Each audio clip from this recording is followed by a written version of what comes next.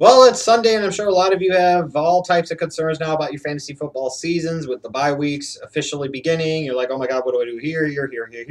Hopefully, I can provide some of you some help. Thanks again to those of you guys that submitted your questions asking for some help here. If you have questions and you need help, make sure you tweet them to pfspot_Schlegel on Twitter.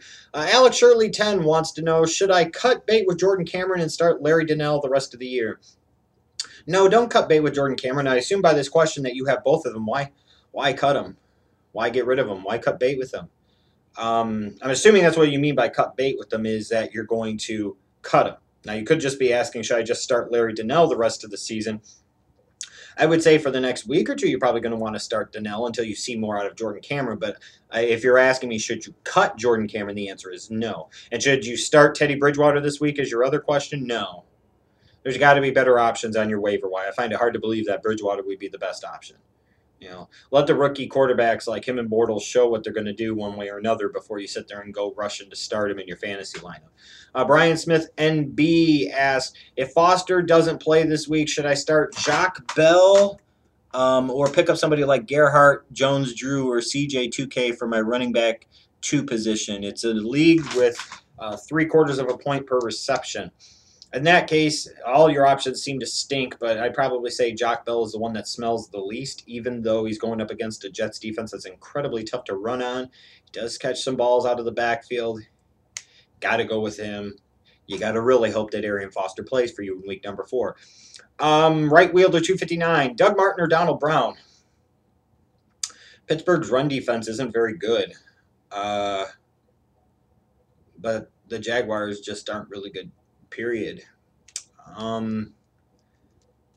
If you want to gamble because you took the guy much higher and you took Donald Brown, I'd say go Doug Martin this week. See what you got. Give it a gamble.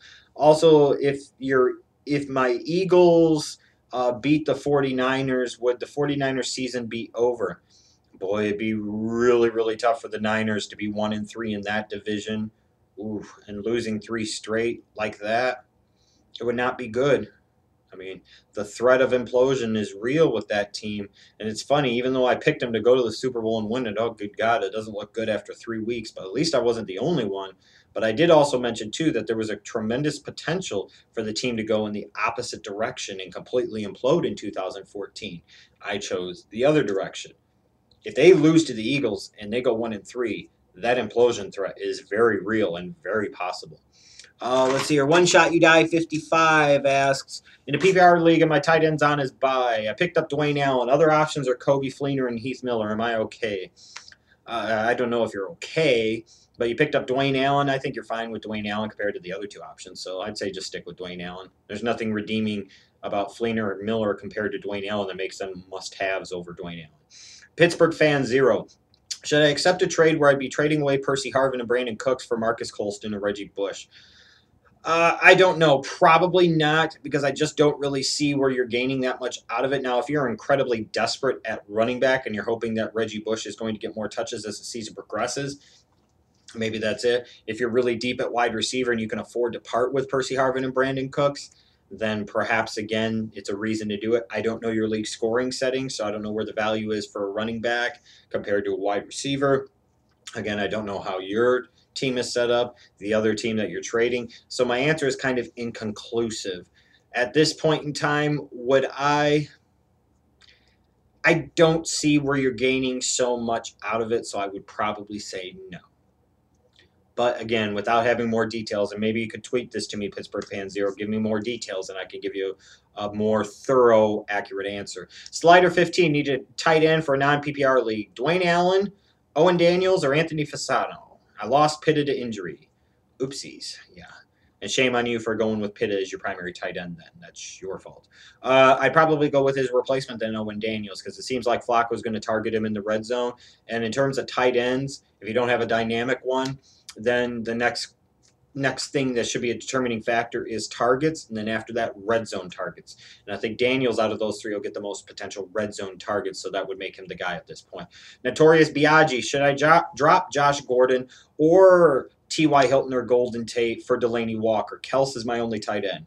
Well, 1, who says you have to have more than 1 tight end? 2, do you trust that Delaney Walker is going to keep that production up all season long? 3, Do you really think after 3 weeks you need to be considering dropping Ty Hilton or Golden Tate? 4, the Josh Gordon thing is kind of a depends on your situation, and here's what I mean. I know in every league, that I'm in, I'm 2-1. You have bad weeks sometimes, it happens, but 2-1. So I've got a winning record in all 4 leagues. And for me, I've got Josh Gordon in all 4 leagues. I got him rostered. I'm just going to hold on to him.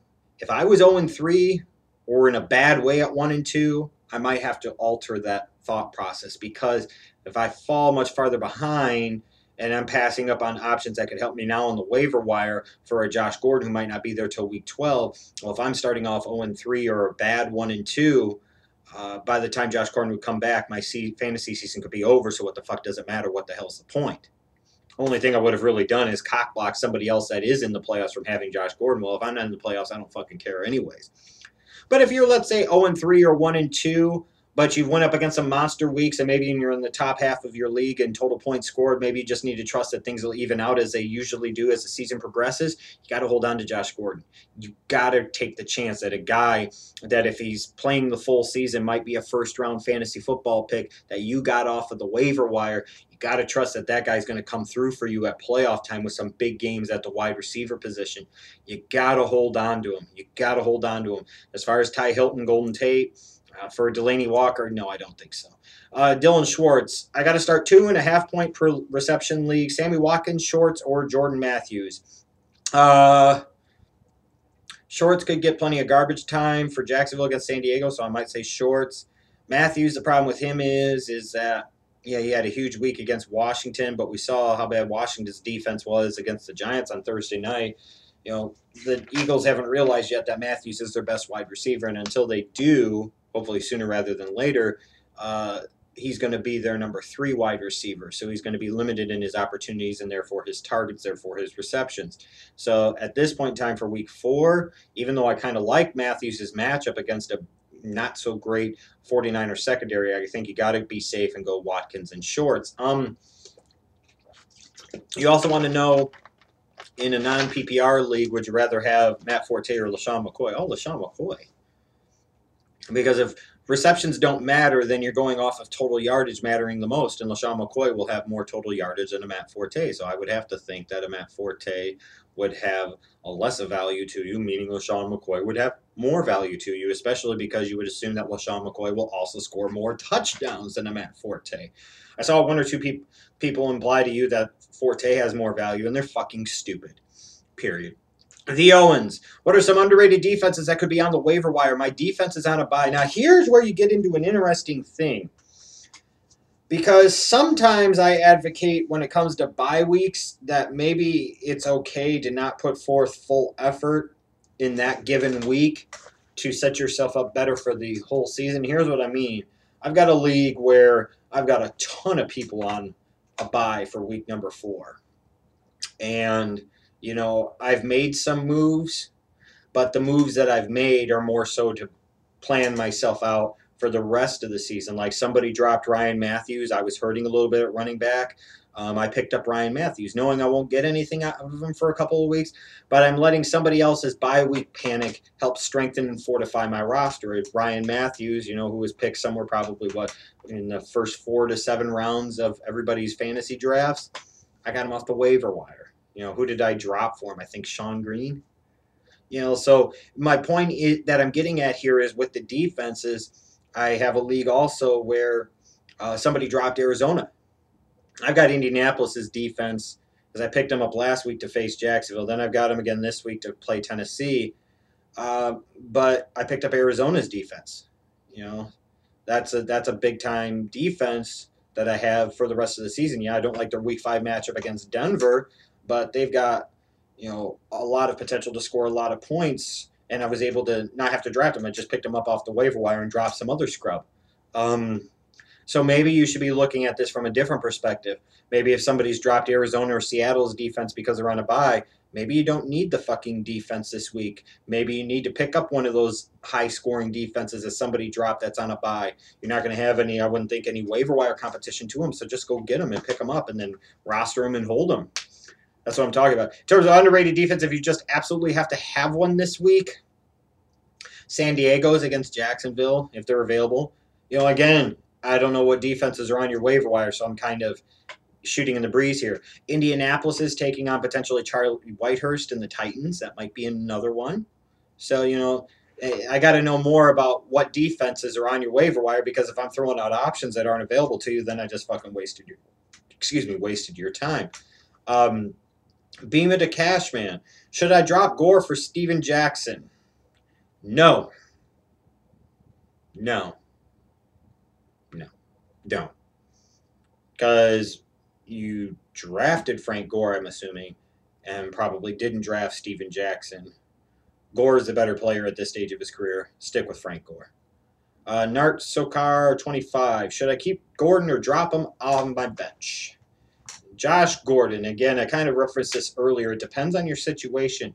If you're 0-3 and in a bad way, or 1-2 and in a bad way, then it might be time to entertain dropping Josh Gordon, because you might not have the luxury of wasting a bench spot on a guy that by the time he comes back to contribute for you, your season fantasy-wise could already be over. But if you're 0-3 or 1-2, but you haven't been that bad, you've just been kind of unlucky, or you're 2-1 or 3-0, regardless of what type of 2-1 or 3-0 you are, lucky or just that damn good, then you got to keep Josh Gordon, because that is a big time potential boost that you could get out of a premier wide receiver come fantasy playoff time. A guy that, again, if he was slated to play all of 2014, would have been a first round fantasy pick. There's no question about it. Some people might have even taken him over Megatron, as silly as that sounds, but he would have been taken ahead of Demaryius Thomas, and right after Calvin Johnson for sure. So he would have been the number 2 fantasy wide receiver. I have no doubts about that. You got to keep Josh Gordon if you can at all. The gamble is worth it. The risk is worth it. I mean, because even if you sit there and let's say your fantasy league playoffs begin, let's say week 14, as a lot of them do. If you start in week 14, okay, he comes back in week 12? So he's got 2 weeks to figure it out before you'd really, really, really need him to produce big in weeks 14, 15, 16. Man, you got to like those chances. You got to keep him if you can. If you can find any way to keep him, you got to do it. It's Johnny Russo. Asked the last question here. 2 spots left. I have 1 for a wide receiver and 1 for a flex. Here are the players. Vincent Jackson, Ahmad Bradshaw, Brandon Cooks, Lorenzo Taliaferro, Toby Gerhart, Jacques Bell. Oof.